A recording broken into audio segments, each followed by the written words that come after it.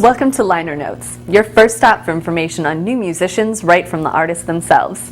I'm your host, Melinda Zahner, and today I'm thrilled to welcome Hunter Burgan to the studio.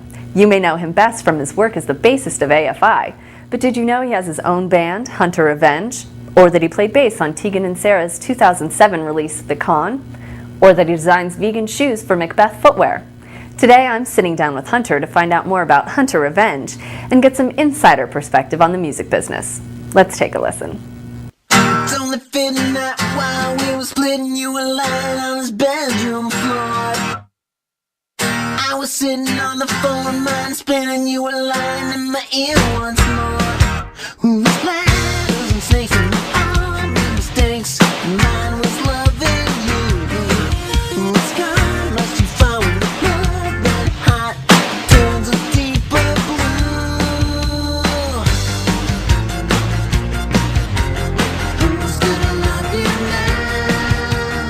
Welcome to Liner Notes. I am so excited to have in the studio with us today Hunter Burgan, known best as his work as the bassist of AFI, but you also have your own side project called Hunter Revenge. I do. And a bunch of other stuff going on. So tell us a little bit about Hunter Revenge. You started that early 2000, and now it's kind of making a resurgence. Okay, I started it in 1999, last century. Last century. And before the turn of the century. And it was just kind of an exercise that in writing songs in a certain style. I'm a huge Prince fan and a lot of fan of like a lot of 80s R&B and even 60s and 70s R&B. And so I thought it would be really interesting to write songs in that style. And I would play them for my friends and different people, and everyone really liked them. So I decided to keep going with it. And recorded enough songs for a CD that I released in 2001. And then I didn't do anything for 3 or 4 years, and then I started playing shows. But yeah, I haven't really done a whole lot with the project other than playing shows since 2001.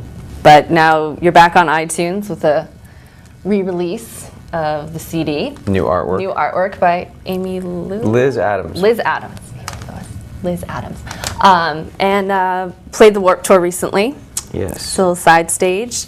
How is it being out there as the frontman of a band as opposed to it's a little weird. Yeah, I mean, it's easy to sort of be part of a group, but when all the focus is on you, or at least the primary focus, I mean, I have a good-looking band with Hunter Revenge, so you know, it takes the pressure off. Eyes are everywhere. People are checking everyone out. But yeah, I mean, I feel like there's it's more on me to sort of communicate with the crowd, and I'm not always good at that. Well, fans have always been an important part of AFI, and you guys do a lot with the fans. Yes. When Hunter Revenge came out in between, was it Art of Drowning and Sing the Sorrow? Or Black Sails. Yeah. And it's a very different sound, very, keyboards and all that. Was there a good response from the fan base? Do you feel that you've transferred a lot of the same fans? Yeah, I mean, it's definitely not for everyone. I think there's, let's see, how would I think it's like a Venn diagram. There are definitely there's some coverage. There are definitely the AFI fans and the Hunter Revenge fans that intersect, but then there are some that don't. And it's like I said, it's not for everyone. There's some people. I think that really speaks to what a wide and diverse fan base AFI has. I mean, there are people that like AFI that would not like anything else even close to AFI. Right. So for there to be crossover is just great for me.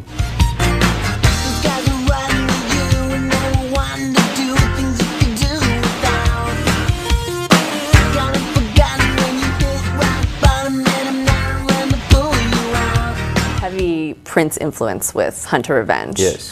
Being a fan of Prince, do you know, has he heard any of Hunter Revenge stuff? I don't know. I doubt it. Yeah.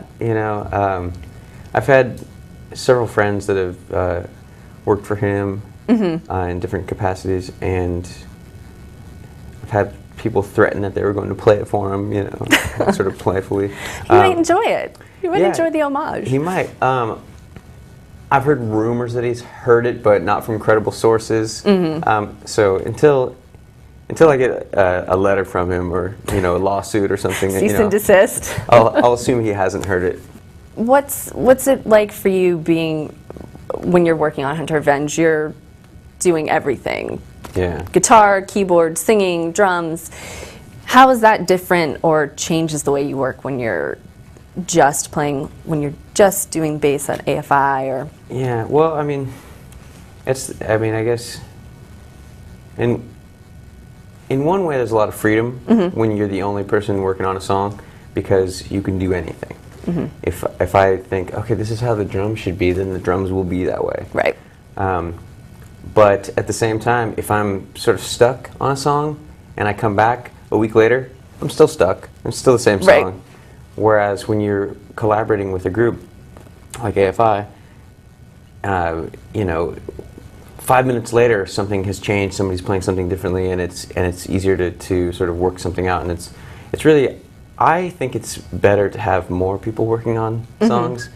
You get a lot of creativity together, and you're going to get something really great. Right. For me, I always feel like the Hunter Revenge stuff is very, I don't know, I feel like it always lacks something, because I can only give so much to it. Right. But I do try to put as much as I can into it. So that's why I have some newer stuff that I've been recording that I have some friends and stuff kind of doing little things here and there. Adding to the dynamic. Just to add another dimension to it. Now, you did bass for Tegan's songs on their most recent release. Yes. What's that? I mean, that's an even different process, because you came in, contributed, and then kind of gave it to them, and other people are playing what you wrote. Is that, what's the experience of like giving your baby away to someone? That was a little weird. I liked it.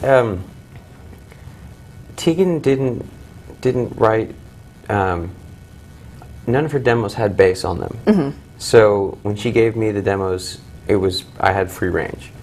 So some of the stuff I kind of worked out in advance, and some of the stuff I actually just improvised in the studio.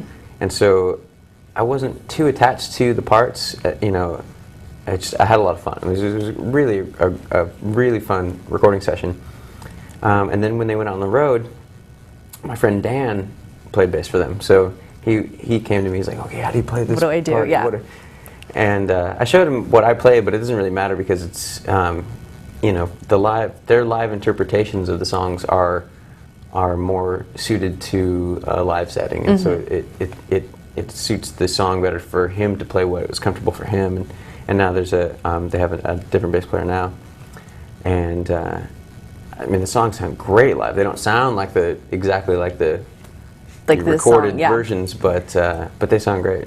Nice, very good. And you got to do the Shaker on Conan O'Brien, right? Yes, I did. So you make a cameo appearance in their tours. Yeah, I'm actually a professional percussionist now. Nice. I've been paid. Paid to play the Shaker. It's like the tambourine, like the guy in the Monkeys who just played the tambourine. Exactly. Do it, why not? It's a good job.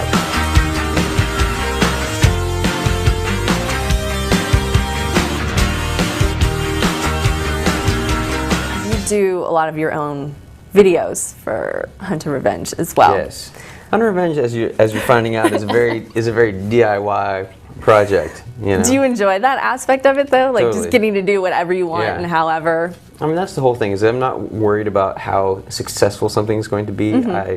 I just have fun making the music and making the videos and just doing it. I guess it's kind of, it reminds me of like being a kid and just with your arts and crafts, and just being able to do anything that you dream of. So that's kind of what I'm doing with Hunter Revenge. Mm-hmm.